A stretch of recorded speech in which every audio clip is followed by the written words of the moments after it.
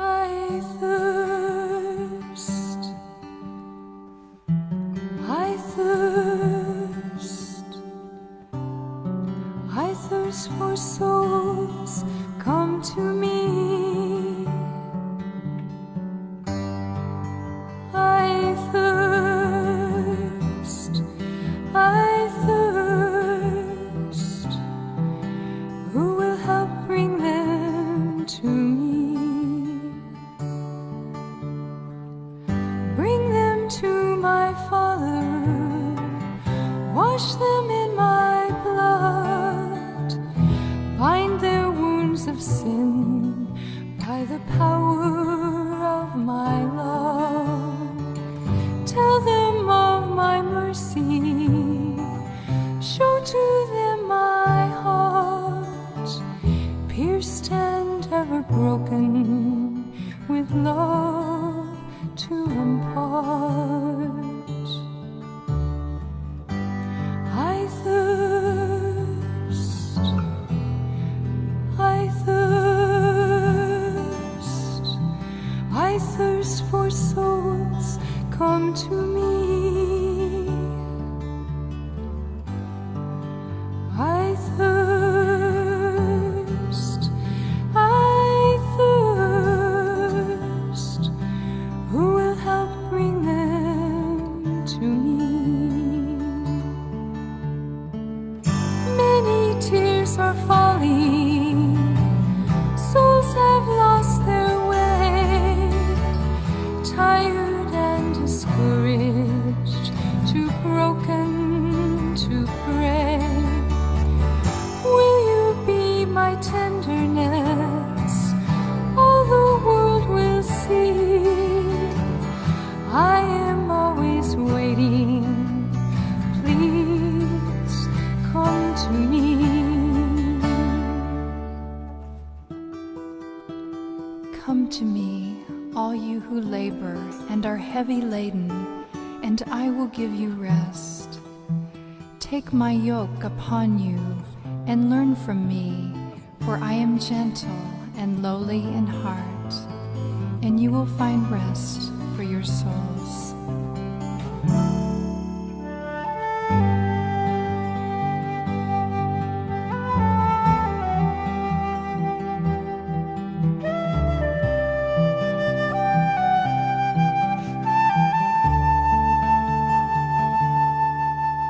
I thirst,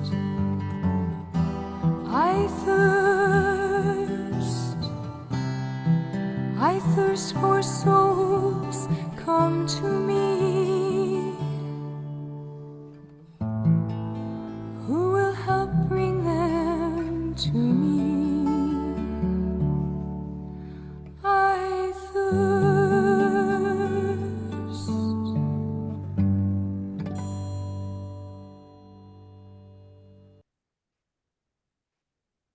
Bacaan Injil dari Matius bab 19 ayat 3 sampai 12. Maka datanglah orang-orang Farisi kepadanya untuk mencobai dia. Mereka bertanya, apakah diperbolehkan orang menceraikan istrinya dengan alasan apa saja?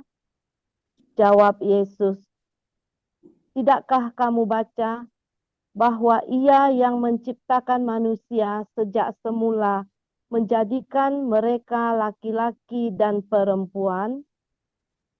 Dan firman-Nya, sebab itu laki-laki akan meninggalkan ayah dan ibunya dan bersatu dengan istrinya, sehingga keduanya itu menjadi satu daging.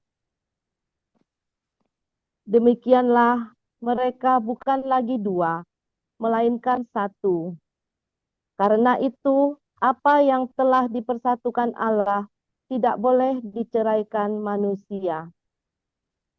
Kata mereka kepadanya, jika demikian, apakah sebabnya Musa memerintahkan untuk memberikan surat cerai jika orang menceraikan istrinya. Kata Yesus kepada mereka, "Karena ketegaran hatimu, Musa mengizinkan kamu menceraikan istrimu, tetapi sejak semula tidaklah demikian. Tetapi aku berkata kepadamu, barang siapa menceraikan istrinya, kecuali karena zina, lalu kawin dengan perempuan lain, ia berbuat zina." Murid-murid itu berkata kepadanya, "Jika demikian halnya, hubungan antara suami dan istri lebih baik jangan kawin." Akan tetapi, ia berkata kepada mereka, "Tidak semua orang dapat mengerti perkataan itu, hanya mereka yang dikaruniai saja." Demikianlah sabda Tuhan. Ada orang yang tidak dapat kawin karena ia memang lahir demikian dari rahim ibunya. Dan ada orang yang dijadikan demikian oleh orang lain. Dan ada orang yang membuat dirinya demikian karena kemauannya sendiri, oleh karena kerajaan surga. Siapa yang dapat mengerti, hendaklah ia mengerti. Demikianlah sabda Tuhan.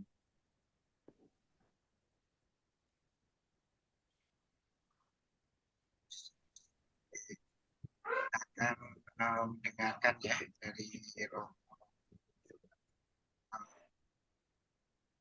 Petrus. Ya, oke. Mungkin bisa dibuka dulu suaranya, Romo.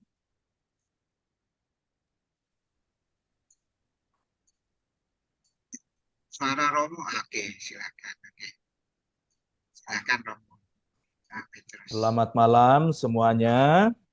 Selamat malam, Ya, Romo. selamat malam Romo. Ya. Apakah bisa didengar dengan baik? Sangat baik. Baik, Romo. Oke. Ya, pertama-tama perkenalkan dulu, nama saya Pastor Petrus Hardianto. Aslinya dari Wonogiri, Jawa Tengah. Tapi sekarang berkarya di Padang Baru, Kota Padang ini. Ya, saya ditawari Bu Linda untuk memberikan pada malam hari ini.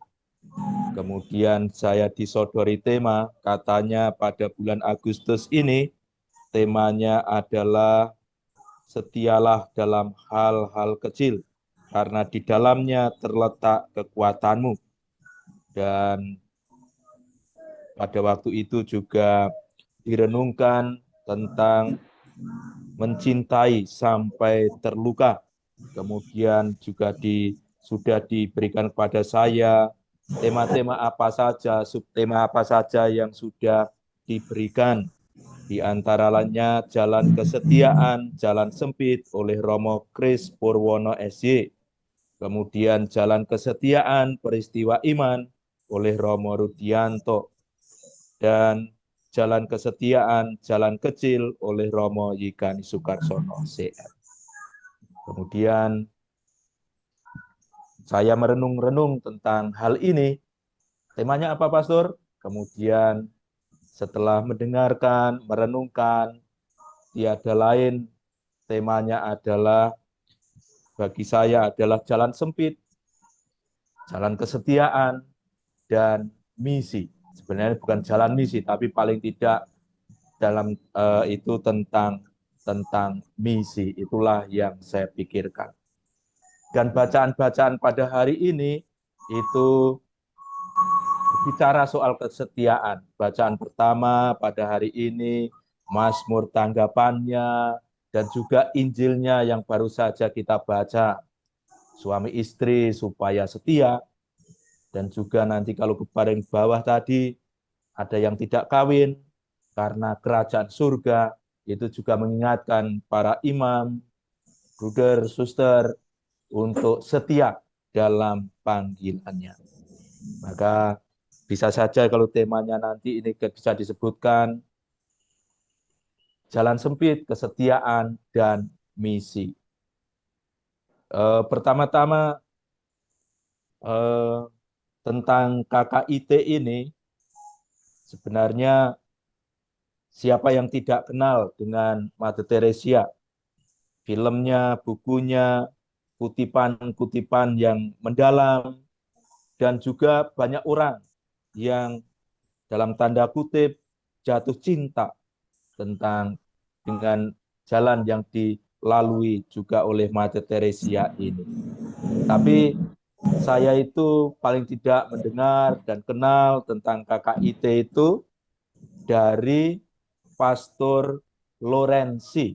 Nah, mungkin di antara Bapak Ibu ada yang mengenal Pastor Lorenzi SX yang sudah meninggal. Karena pada waktu itu, waktu saya frater, itu Pastor Lorenzi itu dulu mendampingi, kalau tidak salah mendampingi KKIT yang di Jakarta.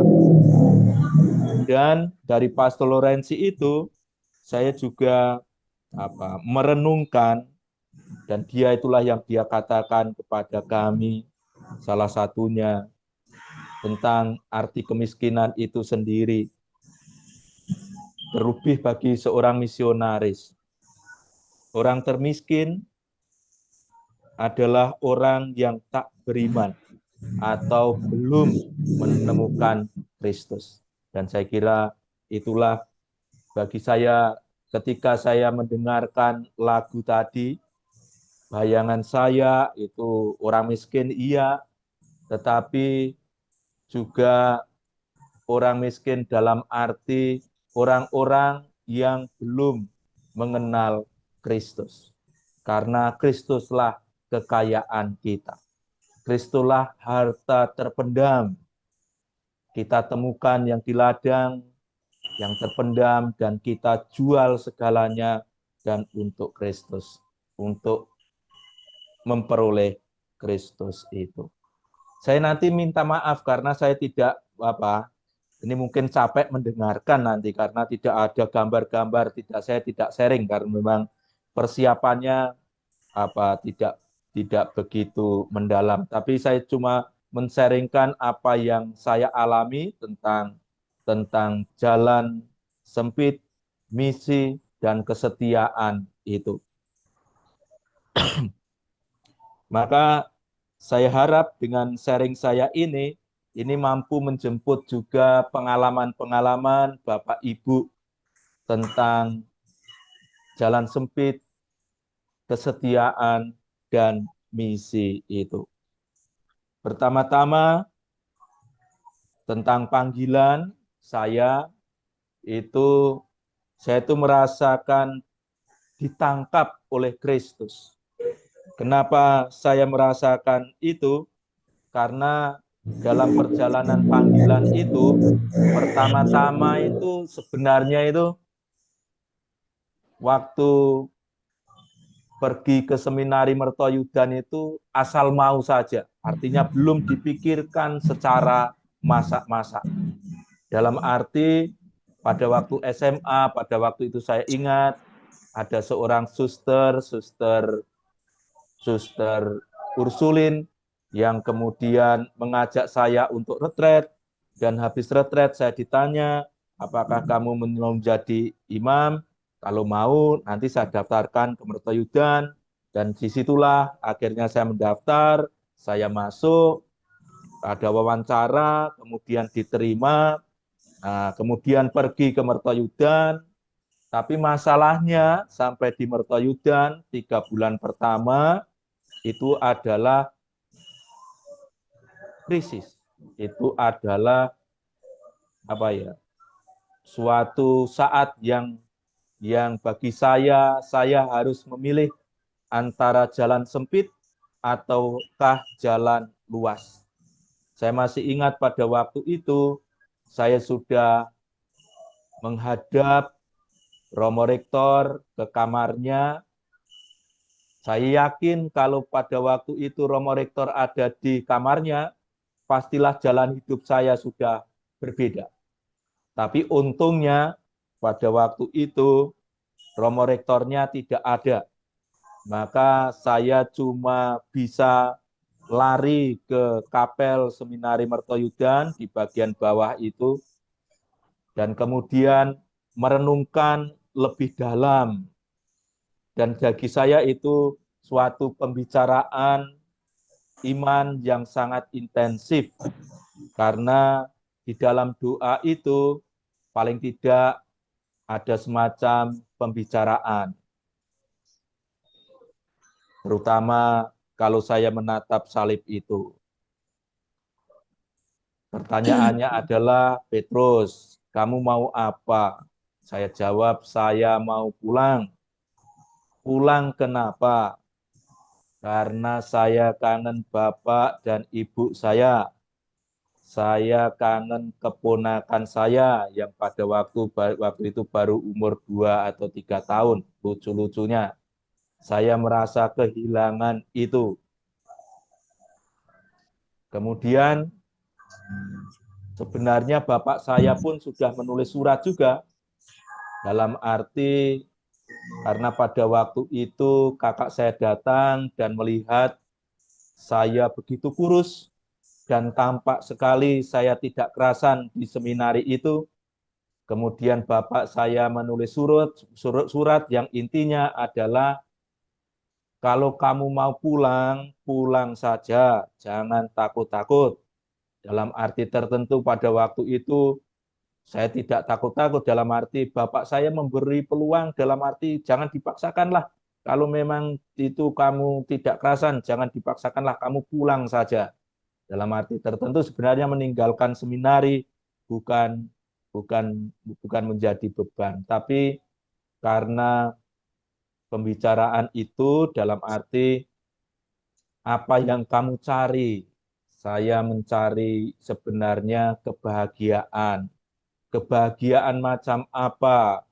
Kebahagiaan di dunia maupun kebahagiaan yang kekal. Maka dari situ saya juga merenungkan dan diingatkan, paling-paling kamu tuh akan bersama dengan bapakmu atau ibumu 20 tahun lagi atau 30 tahun lagi.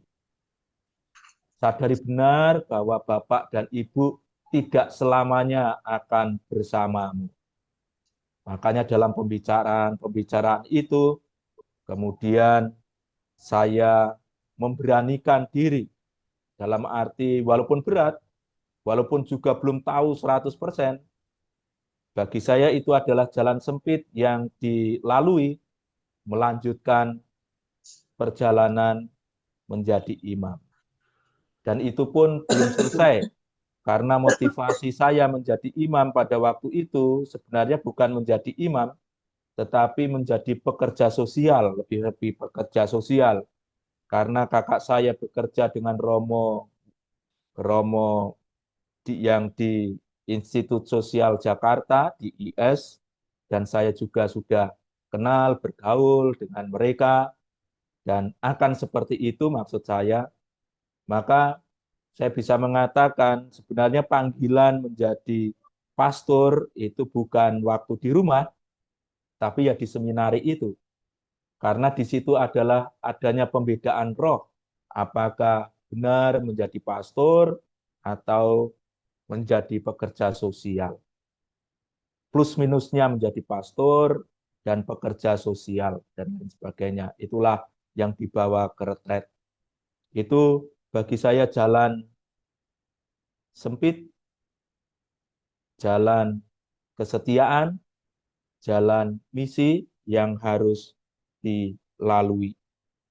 Maka pada waktu itu walaupun sudah mengatakan ya menjadi pastor, tapi kemudian arahnya kemana?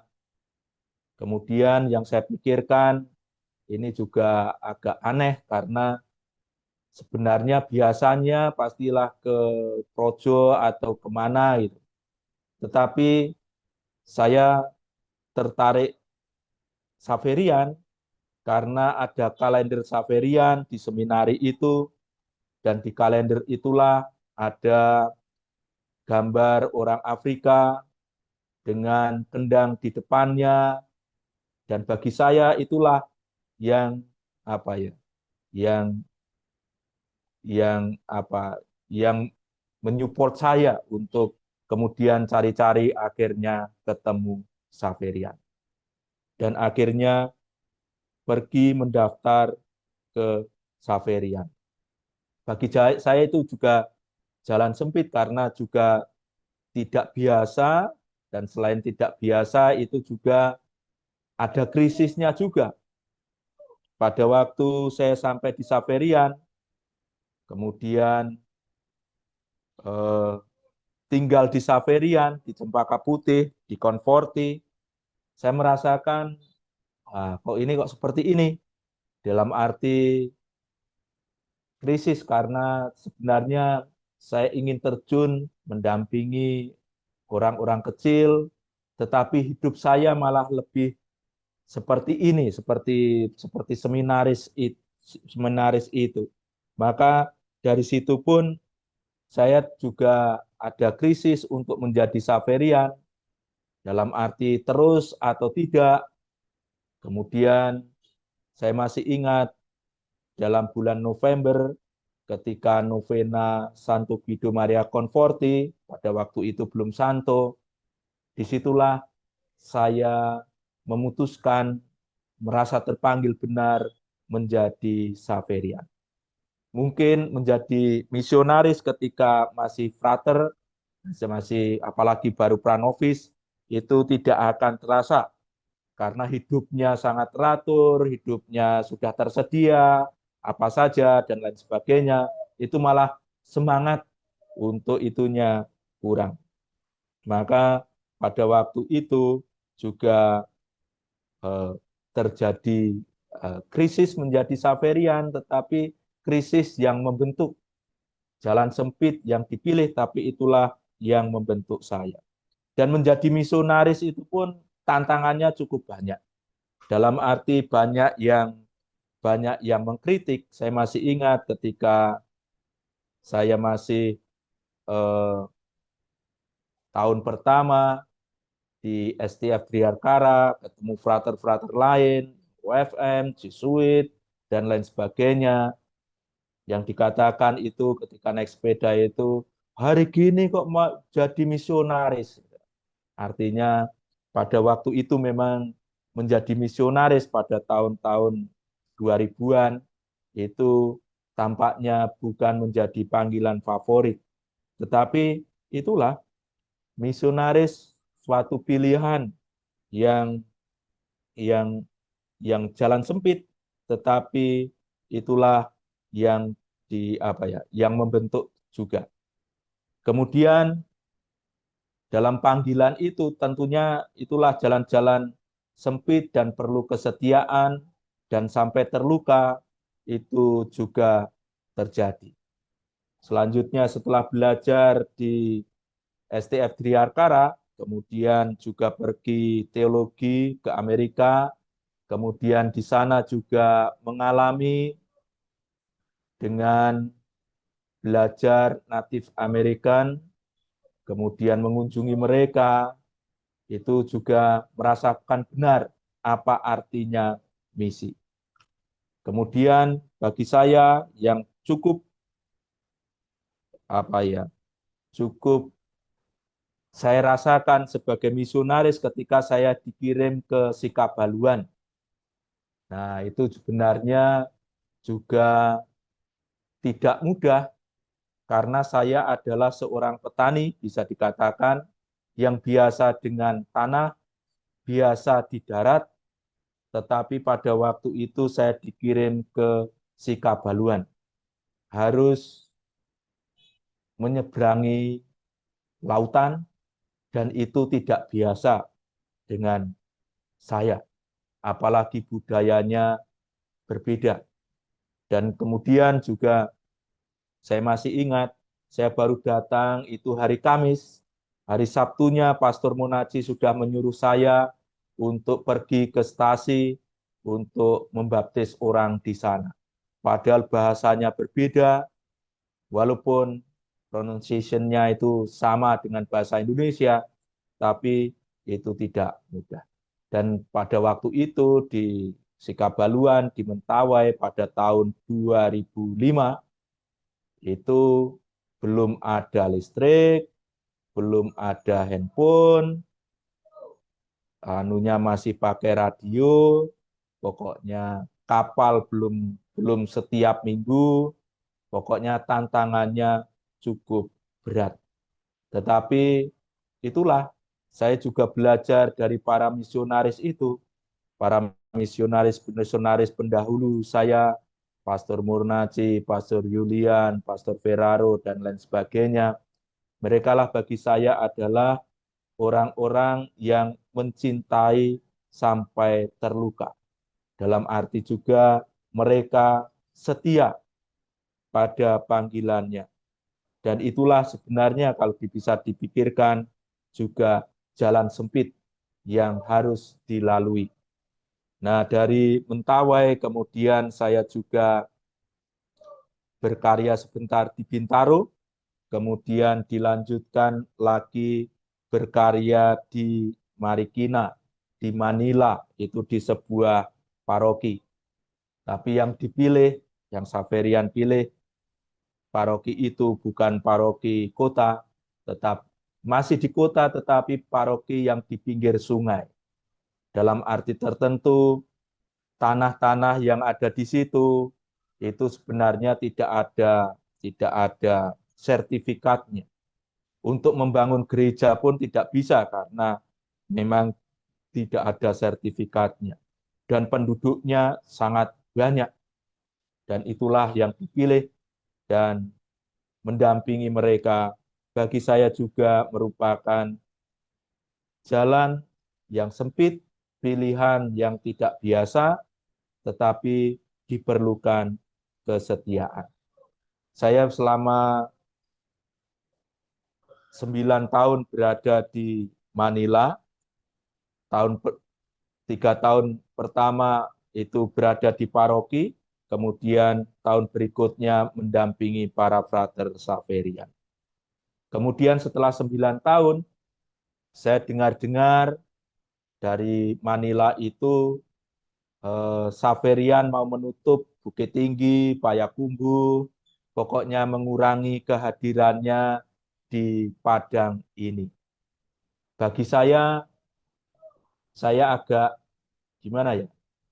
Agak sayang kalau Padang ini ditinggalkan, Bukit Tinggi itu ditinggalkan, atau Payakumbuh itu ditinggalkan.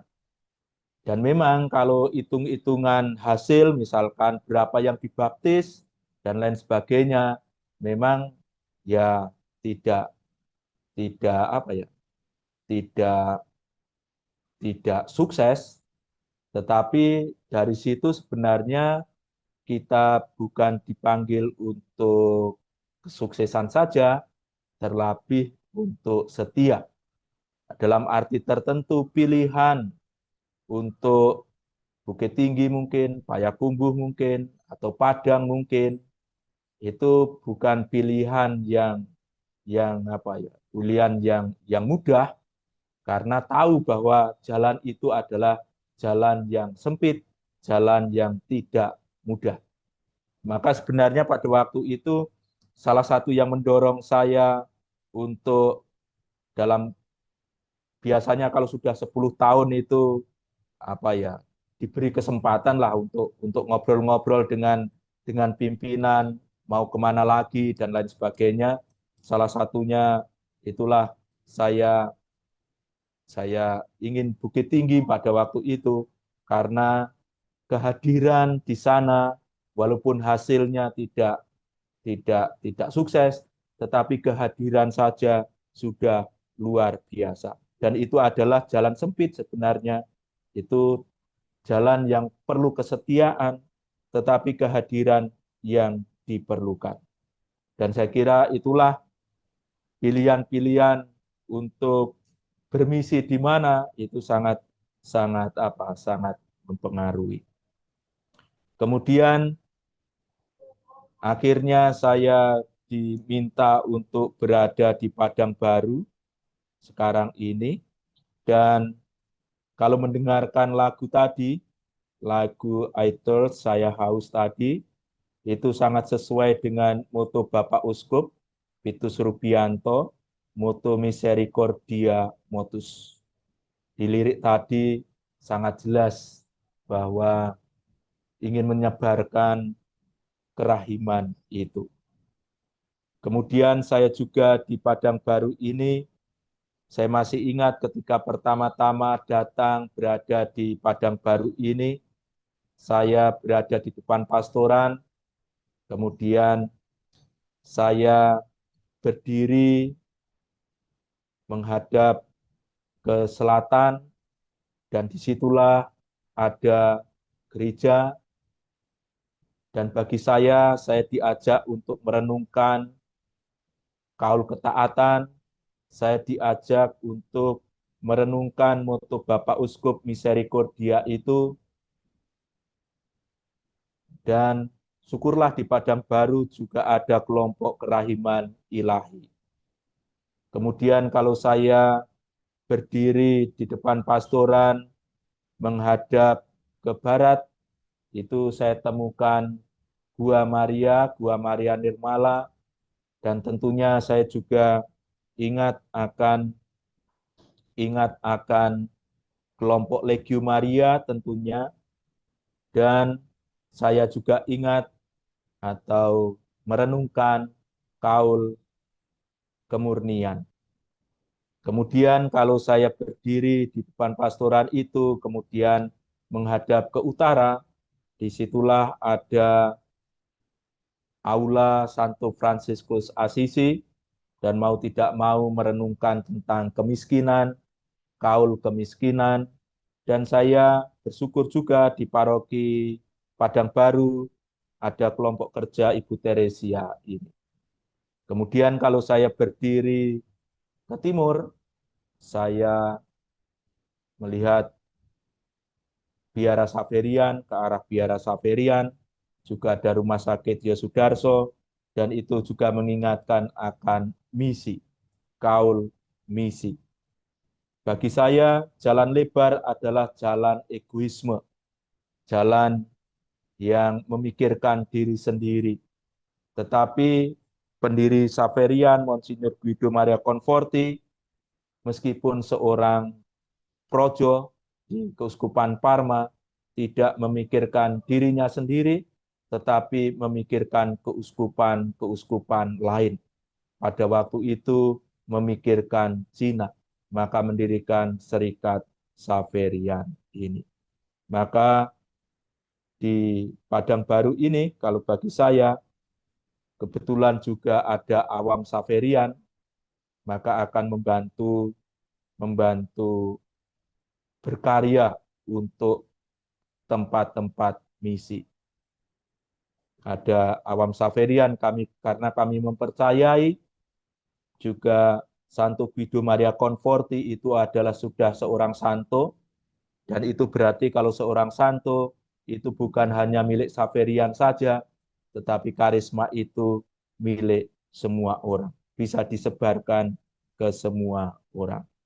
Dan juga di Padang Baru ini, dengan tidak memikirkan yang di pusat saja, tetapi itu ada suatu tempat namanya Tiku yang jaraknya itu lebih sekitar 60-an kilo dari Padang ini. Dan disitulah bagi saya juga jalan sempit untuk memperhatikan mereka, karena jauhnya, karena waktunya. Kalau saya ke sana itu 1 hari pasti habis, karena harus pakai mobil menuju ke sana, kemudian harus masuk ke perusahaan sawit, dan di situ umatnya juga belum terbentuk, karena di Tiku itu kebanyakan dari Nias yang datang ke situ. Kemudian dulu memang Katolik mereka, tetapi karena jauhnya, karena tidak ada pelayanannya, maka mereka menjadi BNKP maupun GBI. Tetapi kehadiran gereja Katolik belum ada. Bagi saya itulah jalan sempit tetapi harus dijalani dengan setia. Maka sebagai penutup itu ketika mendengarkan lagu Saya Haus tadi, kemudian saya memikirkan tentang misi itu. Dan kata-kata Yesus saya haus itu bahasanya bukan saya haus saja. Tetapi saya dengar sebagai pastor paroki itu dengan kalimat yang berbeda. Salah satunya kalau saya pergi ke Lubuk Basung yang jauhnya yang sekitar 60 kilo dari sini itu juga bahasanya itu bukan saya haus, tapi bahasanya itu pernah mengatakan salah seorang umat kepada saya, Pastor, kunjungilah kami di Lubuk Basung sana. Nanti lama-kelamaan umat kita yang di sana itu tidak akan bisa misa loh, Pastor. Karena mereka jarang misa, karena jauhnya ke gereja. Dan itulah bagi saya, ungkapan umat semacam itu, artinya ungkapan kehausan untuk disapa, dilayani, dan dikunjungi. Dan kalau kita pergi yang tadi yang saya sebutkan salah satunya di Tiku itu, saya juga yang saya rasakan bahasanya itu bukan saya haus, tetapi bahasa yang saya terima dari situ itu ada seorang katekis yang mengatakan, Pastor, di Tiku itu ada sekitar 2 keluarga Katolik, cobalah dikunjungi. Biasanya kalau sejauhnya 60 kilo, kemudian harus cuma 2 keluarga.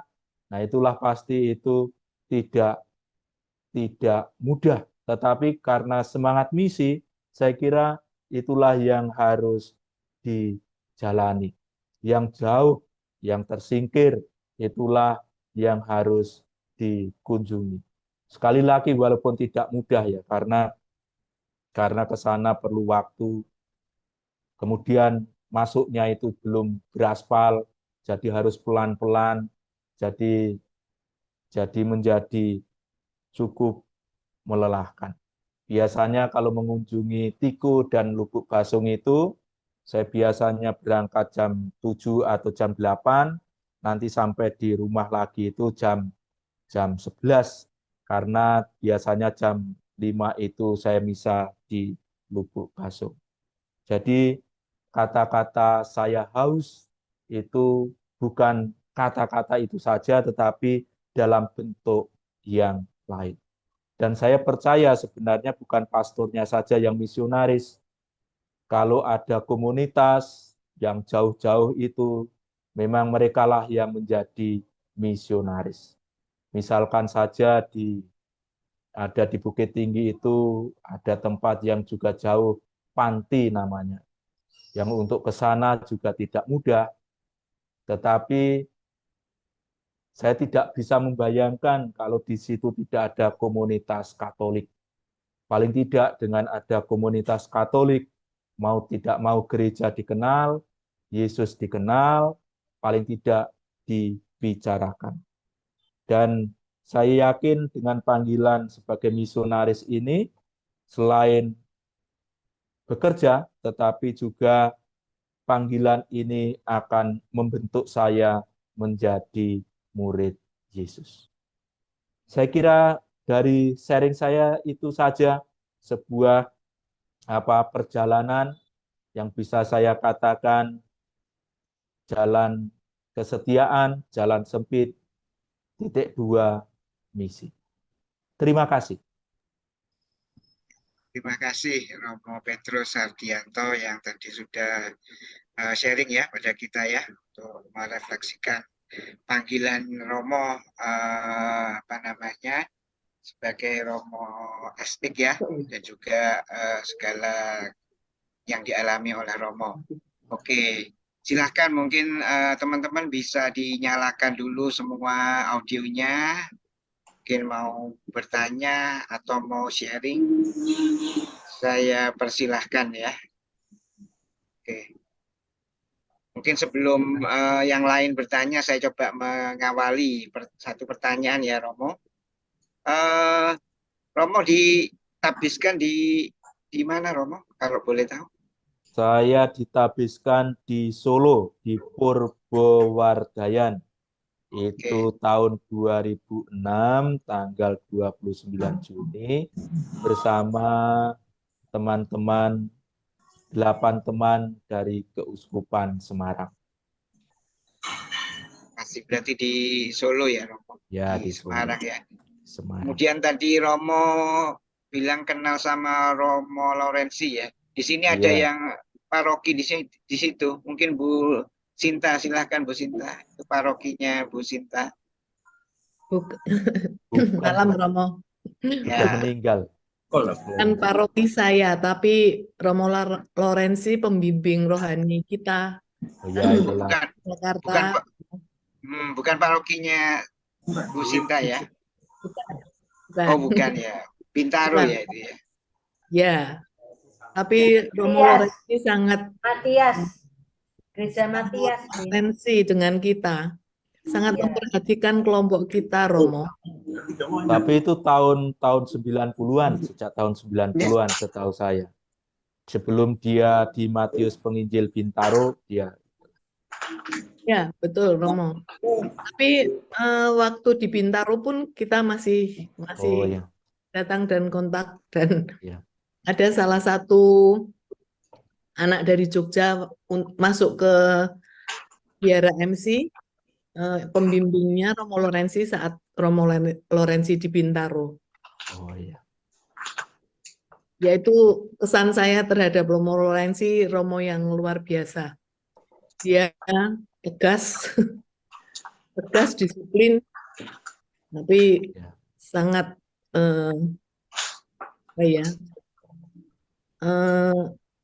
menuntun kita di jalan yang benar itu jelas gitu, Romo. Jadi kalau kita salah ya dia nggak sungkan-sungkan untuk mengatakan nggak boleh, salah kamu. Nggak bisa. Toleransi. Mencintai KKIT Romo Lorenzi. Ya, karena sudah sangat lama mencintai itu. kami, sangat mencintai kami. Semarang pernah punya kenangan itu Pak Win. Oh, dengan Romo Lorenzi ya, juga. Kita pernah retret. Kita pernah retret di Tawangmangu pada waktu itu dengan satu frater. Dengan Jogja waktu itu Ratna juga. Fraternya malah dikerjani itu.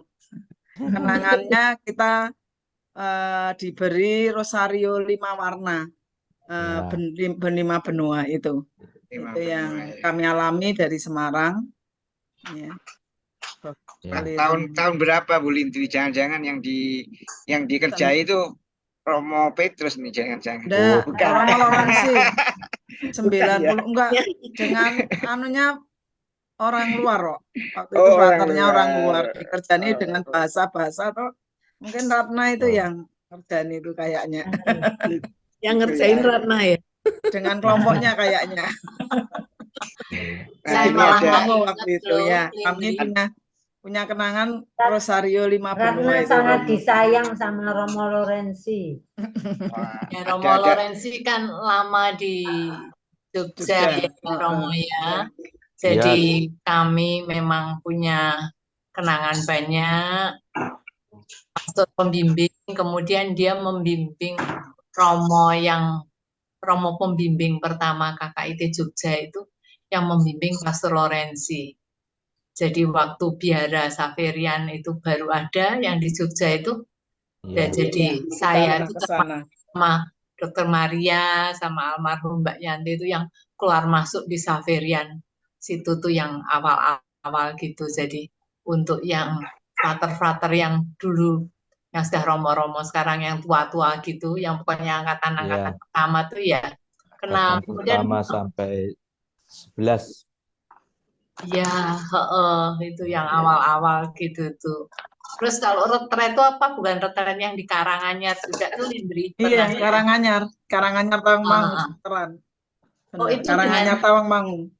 dengan Pastor Salvador waktu itu juga diajak. Iya, Oh, iya, iya. Karena Pastor Salvador masih baru datang belum lama lah.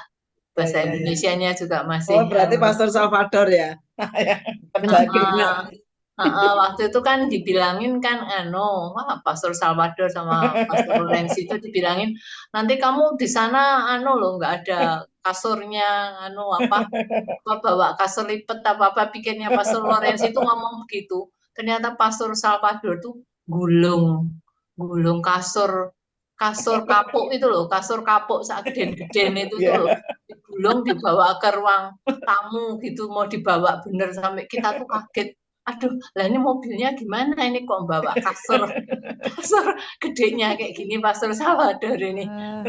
Terus diomeli sama Pastor Lorenzi dengan bahasa yang kita nggak ngerti tapi pokoknya diomelin.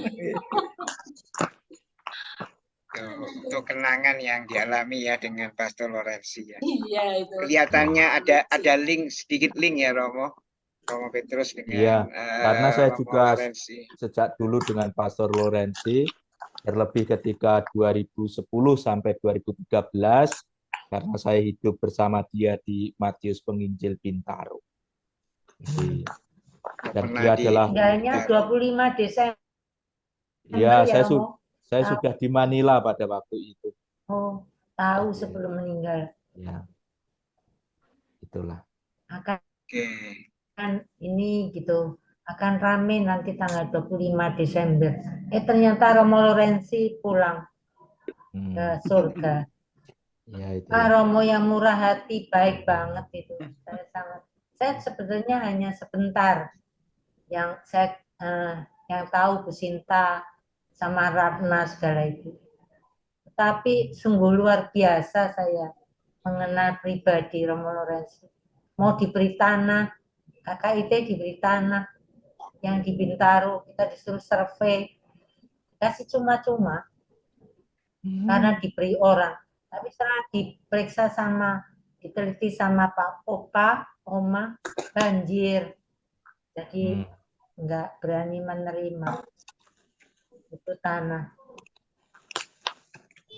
Indah sharingnya Romo Petrus, sungguh-sungguh menghayati itu ya, jalan sempit, setia, betul-betul dari awal sampai dengan hari ini Romo Petrus bagus. Ya, doanya saja sharingnya yang tidak jadi pulang gara-gara langsung bicara dengan Yesus sendiri, sehingga kangennya sama bapak ibunya bisa teratasi dengan baik.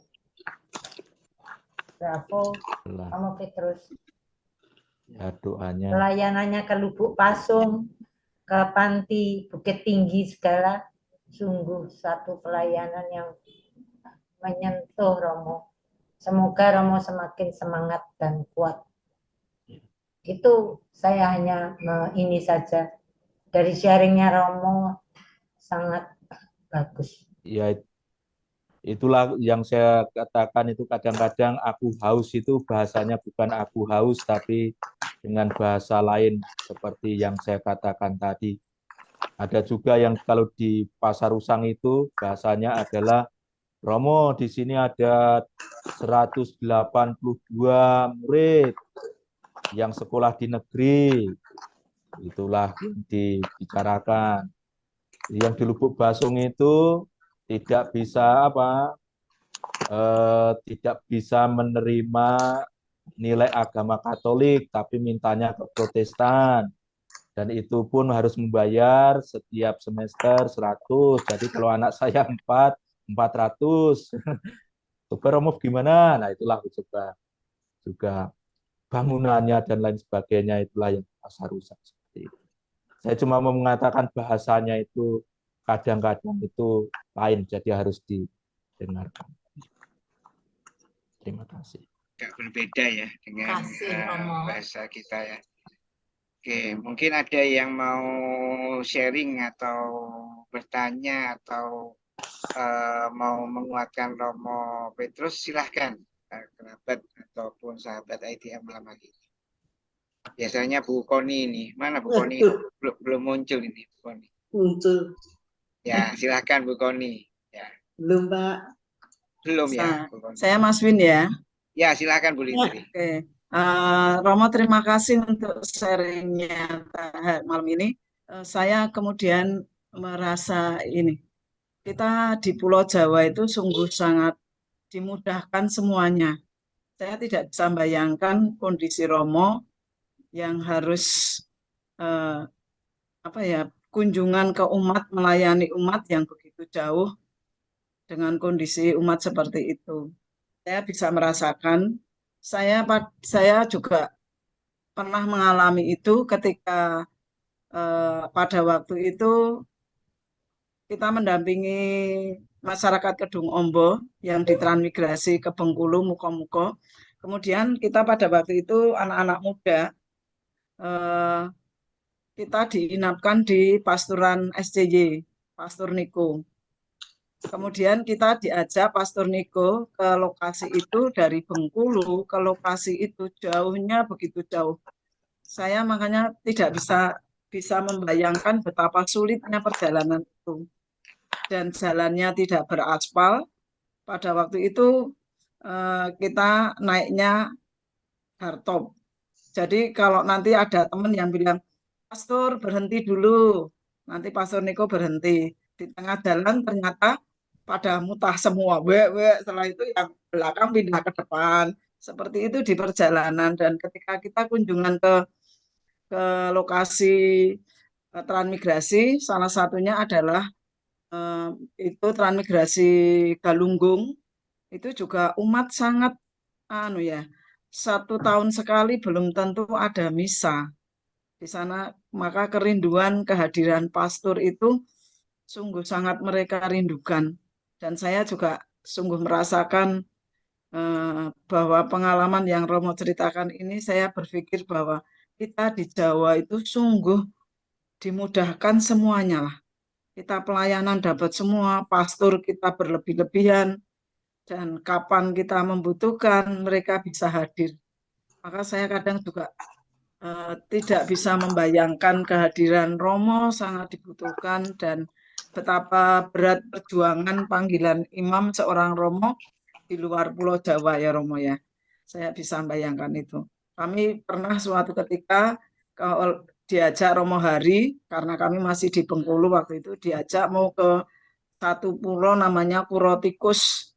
Terus Pastor Niko bilang, jangan, karena kita tidak bisa memprediksi, karena harus lewat laut dan gelombang laut tidak bisa diprediksi. Apakah dia besok bisa pulang, sementara dia di sini hanya 5 hari. Kan kita tidak bisa memprediksi. Kalau gelombang laut tinggi, tidak bisa balik ke Bengkulu lagi sampai beberapa hari. Itu saya kemudian, maka ketika Romo Hardi Petrus menceritakan itu, saya teringat tahun 90-an itu ketika mendampingi, saya bersyukur waktu itu ikut mendampingi Kedung Ombo itu, tapi saya berkenalan dengan Pastor Niko dan Romo Hari STY yang bergaya di Bengkulu. Kami diajak secara tidak langsung dikenalkan kepada kehidupan umat yang sungguh sangat merindukan kehausan mereka akan kehadiran pastor, kehadiran Romo, dan mungkin juga kita. Maka cerita tentang Yesus haus itu yang dingendikake Romo, haus dengan kata-kata yang berbeda sungguh. Maka saya malam ini hanya saya berpikir berterima kasih Romo. Saya hanya mengatakan kita di Jawa sungguh berterima kasih semuanya. Itu aja Romo, terima kasih. Walaupun zaman sekarang itu jauh lebih berbeda, terlebih juga Mentawai. Karena kalau tahun 2005, Mentawai itu ada handphone itu tahun 2008. Tapi kalau 2005 itu belum ada. Dan itulah yang saya alami juga, perjalanan jalan kaki terjauh yang saya alami adalah juga di Mentawai. Karena biasanya kalau Desember itu kami dengan speedboat diantar ke sebuah stasi, kemudian merayakan misa di situ, kemudian berjalan 3 jam, menemukan kampung lagi, misa di situ, perayaan di situ, berjalan sekitar 3 jam lagi, menemukan kampung lagi. Pada waktu itu ada sekitar 20-an stasi yang dikunjungi. Kemudian yang celakanya kan kalau sudah sampai di atas itu, yang paling ujung akhir itu. Nah, pada waktu itu saya berjalan itu dari jam 7 berjalan, mengikuti sungai, sungainya sampai habis, mengikuti parit kecil sampai habis, naik gunung, turun lagi, menemukan parit kecil diikuti sampai sungai. Saya waktu itu berjalan itu dari jam 7 sampai ke tujuan, walaupun pakai istirahat dan lain sebagainya, itu jam 11 malam. Saya baru, itulah yang di perjalanan waktu di Mentawai tahun 2005-an. Dan memang misi saya di Mentawai adalah misi yang paling berkesan karena, dan saya menulis, ada beberapa tulisan saya soal yang di Mentawai ini. Itulah. Tapi sekarang saya kira ya jauh dibanding dulu jauh lebih mudah. Jadi Ketiku pun sebenarnya tidak apa-apanya juga. Romo Antonius ya sekarang yang di Mentawai ya Romo. Ya, sekarang Romo Anton, Romo Morris. Sekarang Mentawai itu sudah cukup banyak paroki, ada Romo Wondo, Saipi, SCCC. Kalau dulu kan itu cuma 2 paroki saja, jadi ya. 2 paroki ya, sekarang sudah Tapi lebih sekarang banyak. 7. Gitu kan. Oke, mungkin satu pertanyaan saya Romo. Gimana Romo, apakah tidak ada rasa putus asa Romo menghadapi segala kesulitan tadi, dan apa rahasianya kok Romo tetap setia ya meskipun mengalami banyak rintangan tadi Romo. Mungkin bisa untuk kami yang di Surabaya, yang di Jawa ini memang Romo lebih mudah ya cari Romo seperti yang begitu. Tapi terkadang kami malah godaannya beda Romo. Malah mungkin malas ya ke gereja gitu. Kemudian malas mengakuan dosa, padahal ya hampir tiap minggu kita bisa mengakukan ya. Tidak seperti dengan umat-umat yang ada di daerah yang mungkin sulit ya untuk dapatnya. Nah, mungkin itu pertanyaan saya Romo. Apa yang menjadi kekuatan ya buat Romo Petrus dan juga bisa sampai setia saat ini, sehingga bisa menularkan buat kami ya untuk menjadi setia, karena menjadi setia itu susah katanya Romo. Oke, terima kasih Romo. Nah, itu bagi saya sebenarnya ini pastilah kalau ada kaitannya dengan iman, dengan karisma, dengan spiritualitas, karena dengan perjalanan hidup semacam itu, seperti yang saya alami itu, yang pasti itu adalah yang spiritualitasnya Xaverian itu kita merasakan benar bahwa Yesus itu mencintai kita lebih dulu. Jadi spiritualitasnya itu caritas Christi urget nos. Kasih Kristuslah yang mendorong kami. Dalam arti kalau kita renungkan mendalam, itu kita tuh sudah dicintai Kristus sehabis-habisnya. Padahal dengan apa yang kita lakukan sekarang itu sebenarnya tidak ada apa-apanya. Dan saya kira itulah dengan karisma dan semangat semacam itulah yang menghidupi yang memberi semangat untuk melakukan karya-karya misi. Bahkan malah dicari sebenarnya. Sebenarnya kan kalau ingin enak-enak ya saya tinggal di Pasuruan Padang Baru, ya sudah di sini, tetapi sebagai Xaverian itu mendengar ada tiku semacam itu ya yang di pinggir semacam itu, itulah yang malah dicari dan itulah yang malah menyemangati, membangkitkan ya apa itu semua. Dan tentunya itu ya dalam Xaverian juga sebenarnya kalau menjadi pastor paroki itu juga bukan kerjanya yang penting, tapi yang paling penting sebenarnya adalah hidup bersamanya. Karena motonya juga menjadikan dunia satu keluarga, maka pertama-tama walaupun itu tidak mudah, itu sebenarnya panggilannya adalah panggilan untuk hidup bersama. Kalau di tempat saya sini berarti saya, Pastor Alfon, dan Pastor Daniel yang dari Itali itu. Jadi panggilan utama adalah hidup bersama dalam komunitas itu, karena mau tidak mau sebelum berkhotbah, sebelum bekerja, sebelum macam-macam yang dikerjakan itu ya yang pertama dan utama adalah umat memerlukan tanda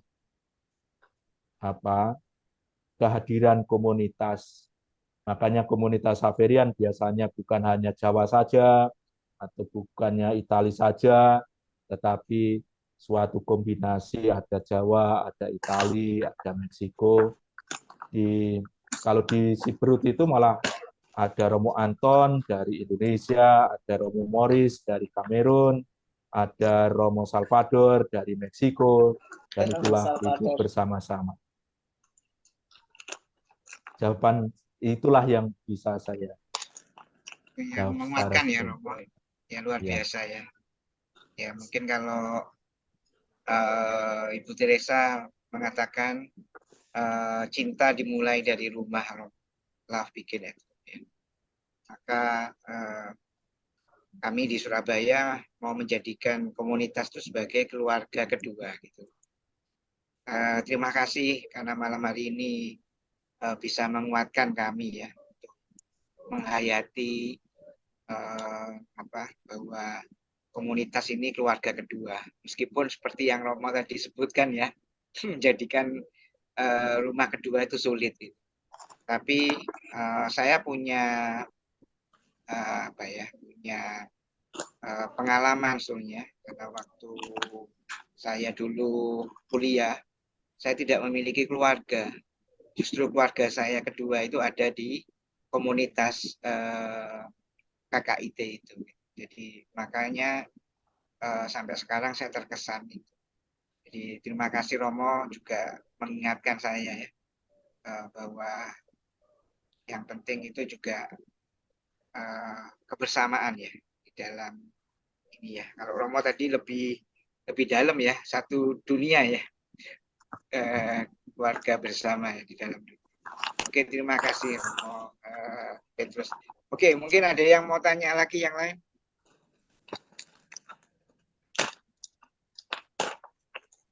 Kalau tidak salah yang pendirinya itu juga seorang Yesuit ya Romo. Xaverian bukan, seorang Uskup Parma, Monsignor Guido Maria Conforti. Oh, Uskup Parma. Itu Uskup Parma. Projo malah. Projo ya. Projo ya, oh bukan Yesuitnya.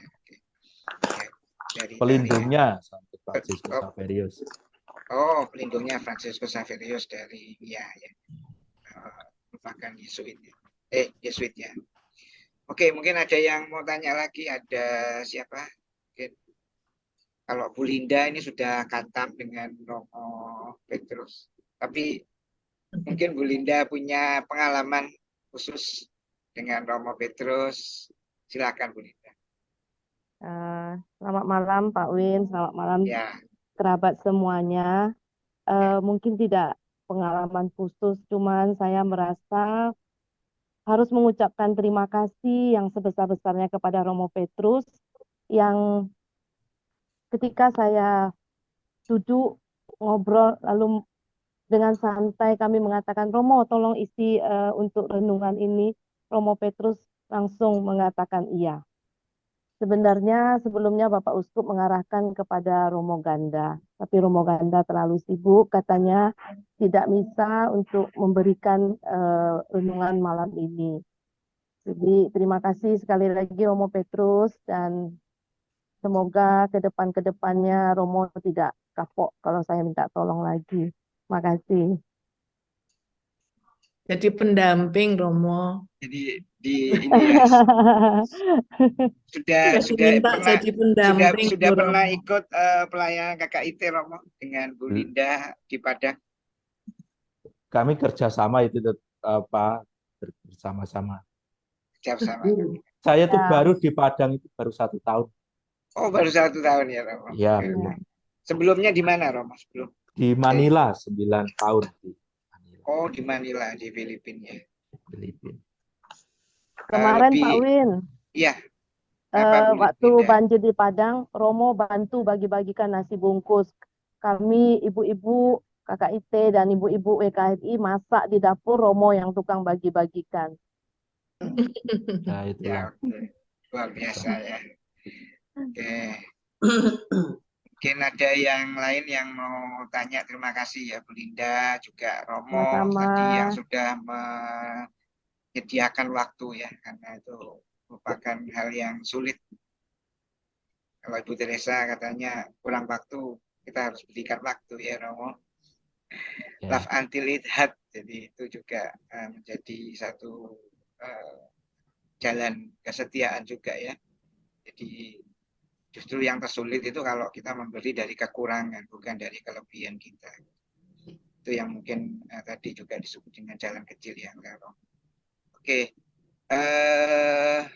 silahkan kalau ada yang mau tanya atau ini ada Bu Lisa tadi, mana Bu Lisa? Saya lihat tadi ada Bu Lisa. Apakah sudah ada? Oke, tidak ada ya. Sudah ya. Ya, sudah selesai dia kan? Oh, Oke, sebentar saya Win, si ya. siapa? Saya mau sharing sedikit soal, ya memang Romo yang menggugah ya, bahwa Ya, silakan. banyak umat yang terpencil yang perlu dilayani begitu. Terus ini tadi saya menanggapi Lindri ya, bukan di luar Jawa saja, di Jawa sendiri masih banyak umat-umat yang di pelosok yang memang perlu dapat perhatian. Waktu itu saya masih ingat, saya pas menengok ibu saya di Blitar, kira-kira 12 tahun yang lalu. Saya kalau mengingat itu, betapa saya mencintai Ekaristi itu, bahwa Tuhan itu benar-benar hadir. Waktu itu saya ke gereja pagi, saya nengok, terus di situ ada pengumuman bahwa nanti sore ada pelayanan Kengeni, Desa Santo Yusuf Blitar itu. Terus saya iseng tanya, kebetulan saya ketemu dengan guru saya pada waktu saya masih sekolah gitu. Terus, oh Bu Margo kalau mau ikut nanti sore kumpul di halaman pastoran gitu. Kumpul jam 5 sore. Mau kemana Bu nanti sore? Ke Ngeni.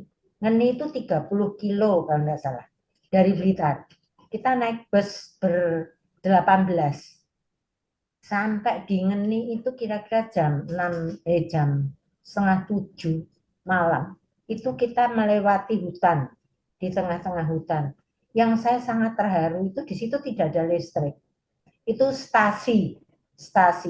Terus diadakan meja begitu, cuman di pinggiran itu hutan itu. Saya sangat ingat. Terus yang sangat mengharukan itu umat-umatnya tuh pakai sandal, ada yang enggak pakai sandal jepit, membawa obor untuk datang ke situ, untuk mengikuti misa sore itu. Terus pada waktu konsekrasi, saya tuh betapa Tuhan itu sungguh luar biasa. Kita sepanjang jalan berdoa rosario supaya tidak hujan. Karena misalnya ada di pelataran pinggiran hutan begitu, tidak ada listrik, jadi kan pakai obor kanan kiri begitu. Itu pada waktu saya konsekrasi, saya melihat ke langit itu, langitnya itu penuh bintang, sungguh luar biasa bagusnya. Dan pada waktu diangkat itu, konsekrasi itu hosti diangkat itu kambing, terus lembu itu bisa melenguh, suaranya itu bisa berbarengan. Saya kalau mengingat seperti itu saya merinding luar biasa bahwa Tuhan sungguh benar-benar hadir saat itu, saat konsekrasi itu.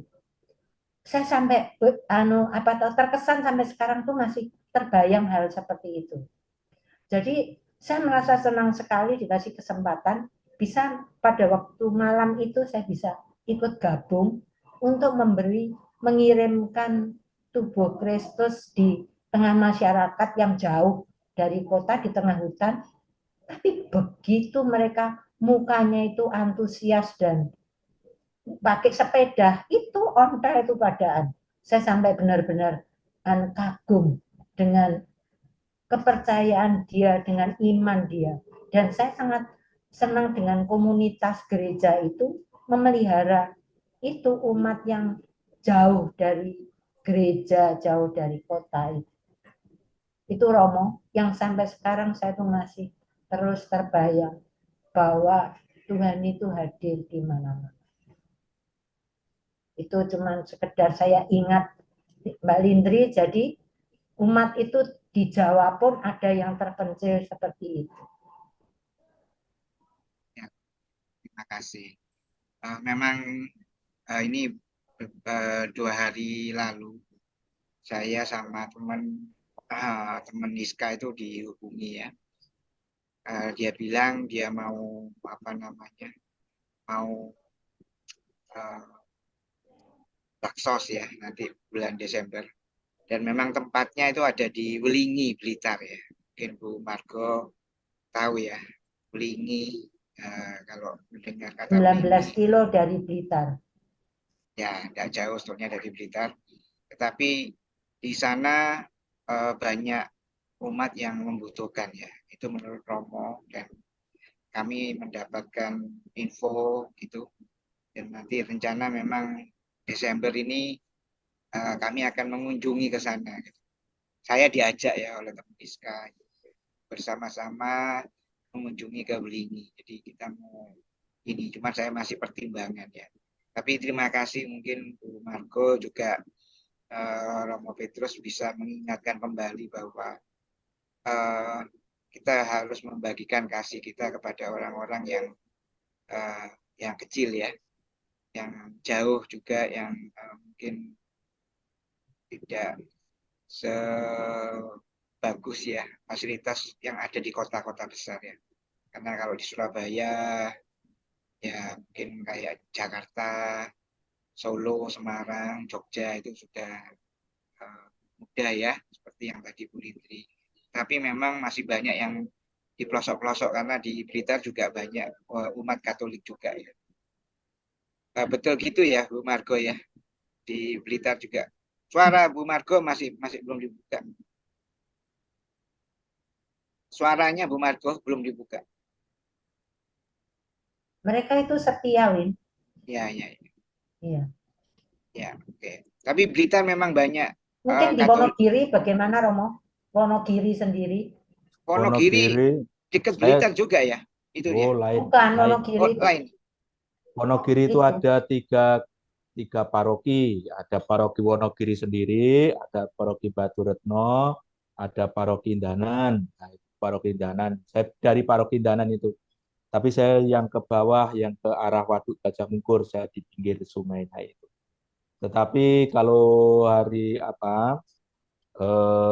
liburan, saya juga membantu para pastor di sana, juga ya umatnya yang jauh-jauh itu juga banyak dalam arti, dan saya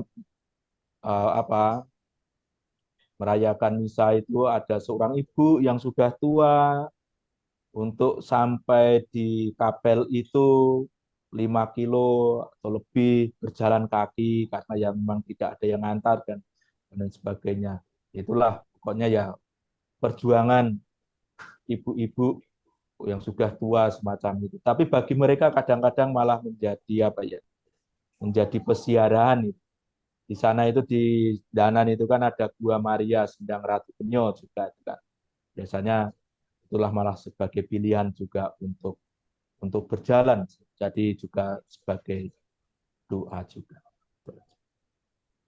Di sini ada Oma yang ini, yang dari Magetan ini. Silahkan, mungkin Oma Clara mungkin mau ini. Sudah bisa Buka masuk ya, Win? suaranya, Om. Sudah Sudah bisa bisa masuk? ini, sudah Oh, bisa. Suaranya dibuka, Om. oh iya. Ya, ya, Selamat malam, Mbak Aduh, Win. ya.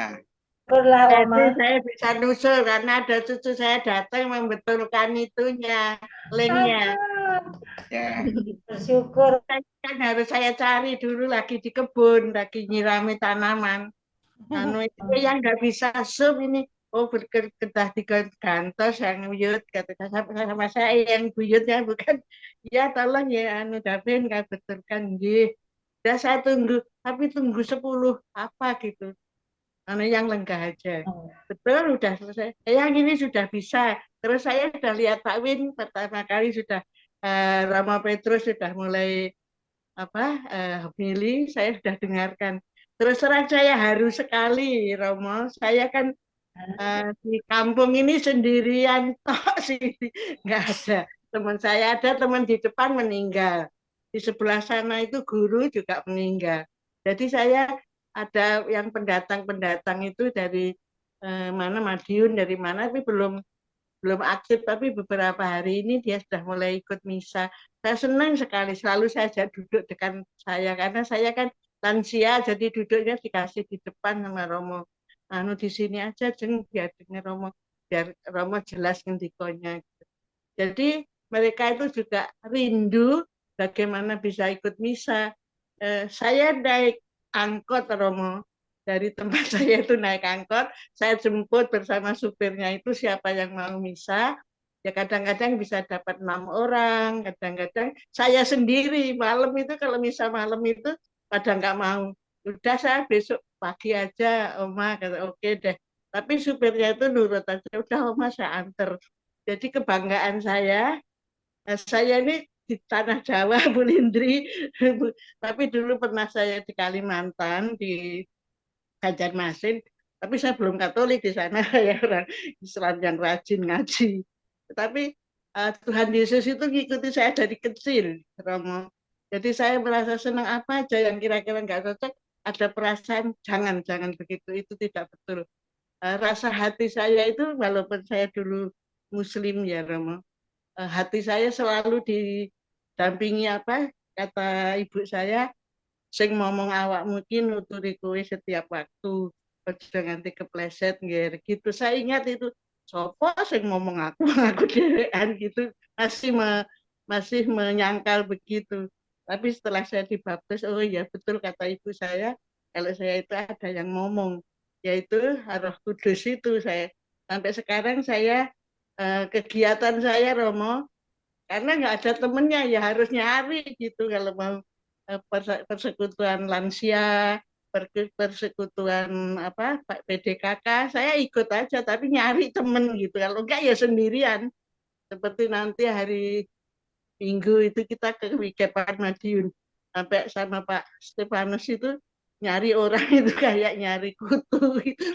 Ya udahlah Oma, jalan aja, mereka datang ya syukur nggak apa-apa, tapi buktinya dari Ngerambe, dari Ngawi, dari Ponorogo, kata Mas Stephen sudah hampir 200 loh Oma yang mau ikut hari Minggu. Puji Tuhan.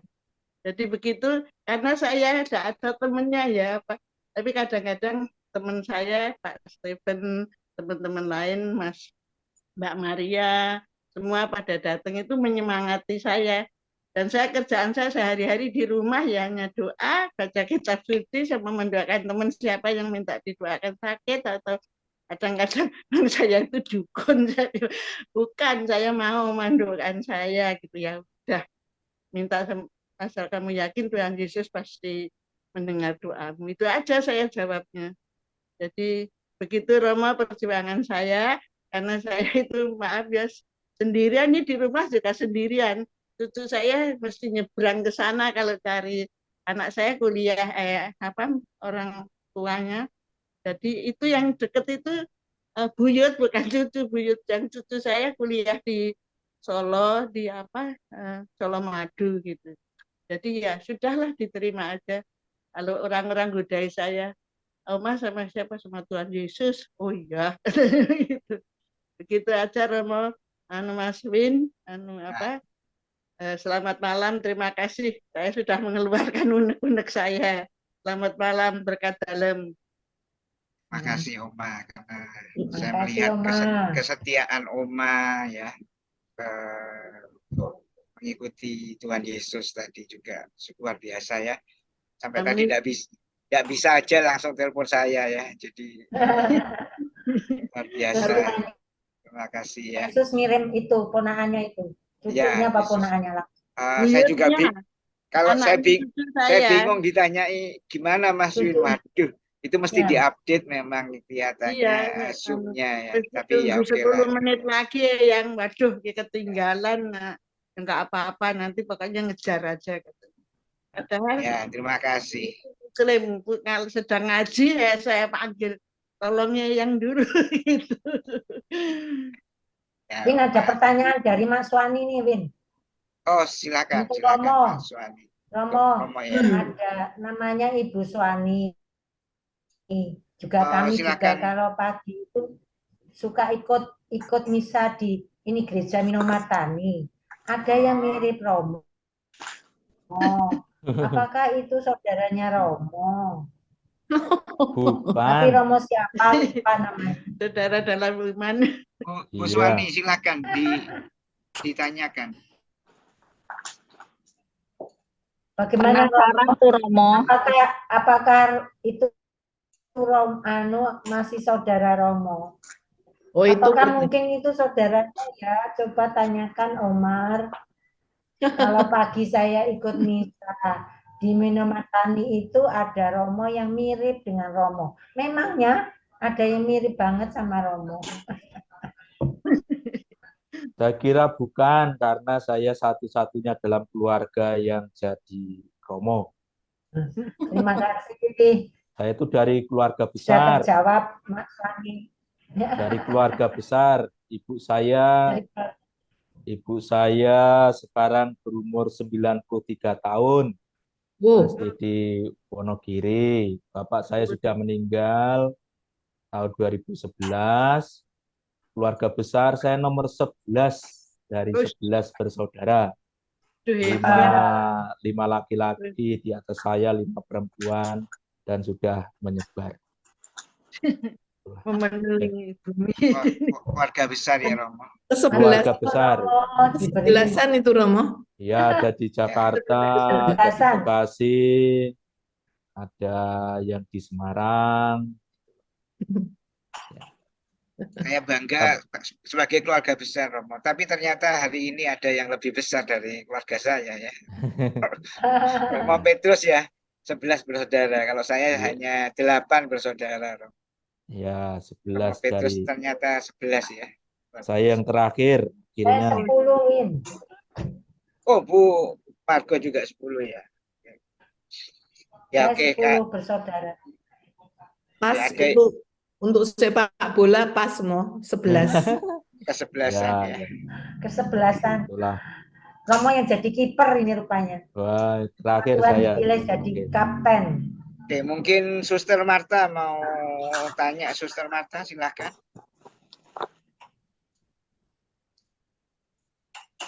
Halo, Suster Marta. Ya, ini Suster Marta di Malang. Mungkin mau tanya ya. Tapi sebelumnya mungkin ada yang lain yang mau tanya. Memang kesetiaan itu tidak mudah ya, Rom. Apalagi untuk menjadi seorang misi ya. Baik itu menjadi Romo atau menjadi awam ya. Mungkin kalau kami awam ini godaannya juga banyak juga ya. Termasuk Romo juga banyak ya godaannya, Romo. Godaannya banyak pasti. Godaan terbesar apa Romo yang biasanya dialami oleh pastor-pastor? Ya, macam-macam dalam Ibu, arti ibu-ibu katanya Bu Lintri. tidak, ya pokoknya itulah yang kita tidak selalu setia, kadang-kadang itulah harus mengakui jatuh bangun, tapi itulah apa ya, bersyukur karena kita tahu bahwa Allah itu berbelas kasih, itulah karena dari situlah kita juga dibentuk sebenarnya. Kasih Allah itu yang membuat kita tidak jadi mundur ya, Rob, ya. So, Iya. Tapi jadi ingat minggu Jawab lalu ya. temanya Tommy. Melayani di Lubuk Pasung dua umatnya begitu jauh, begitu tapi dengan Lubuk Basung setia sebenarnya di jalan cukup sana. banyak sebenarnya, itu bukan yang 2 umat itu yang di Tiku tadi. Lubuk Basung itu 13 kakak, tapi sebenarnya kalau dikunjungi terus saya kira akan tumbuh dan berkembang. Tadi Bu Irin, silahkan Bu Irin. Kenapa tadi Bu Irin?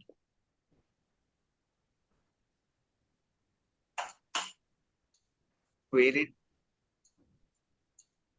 Nggak inget yang minggu lalu ya, yang apa tadi Romo bilang apa,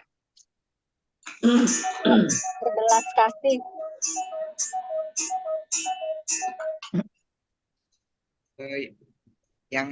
Yang berbelas kasih ya, saya mungkin agak bingung yang dimaksud Bu Irin, apakah yang mana ya, tapi nanti coba mungkin Bu Irin bisa ini ulang ya.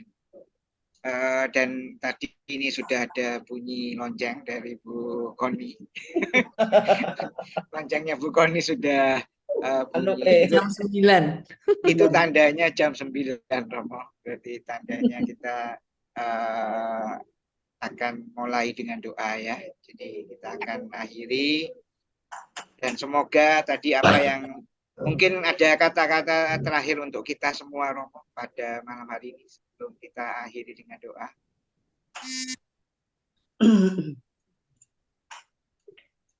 Dari saya? Ya, mungkin yang terakhir apa yang mungkin Kata kunci Romo simpulkan untuk kami. Tadi sebenarnya kata penutupnya sudah ada, tapi yang paling penting saya mengucapkan terima kasih atas kesempatan ini dan tentunya minta doa dari Bapak dan Ibu-ibu semuanya karena jalan sempit memang sempit, untuk selalu setia juga tidak mudah, maka kekuatan doa itulah yang sangat-sangat diperlukan. Dan saya kira sebagai misionaris saya mengingatkan siapa saja kita ini dimanapun saja kita adalah misionaris dalam arti iman itu bukan hanya untuk diri kita sendiri. Terlebih kalau yang jauh-jauh sendiri-sendiri seperti yang di Magetan tadi, itulah frontliners sebenarnya. Saya itu mengunjungi orang-orang yang jauh karena saya sadar bahwa merekalah sebenarnya yang menjadi misionaris untuk lingkungan sekitar mereka. Tanpa mereka, pastilah apa itu Katolik, apa itu siapa itu Yesus dan lain sebagainya, itu pasti tidak tersampaikan. Terima kasih.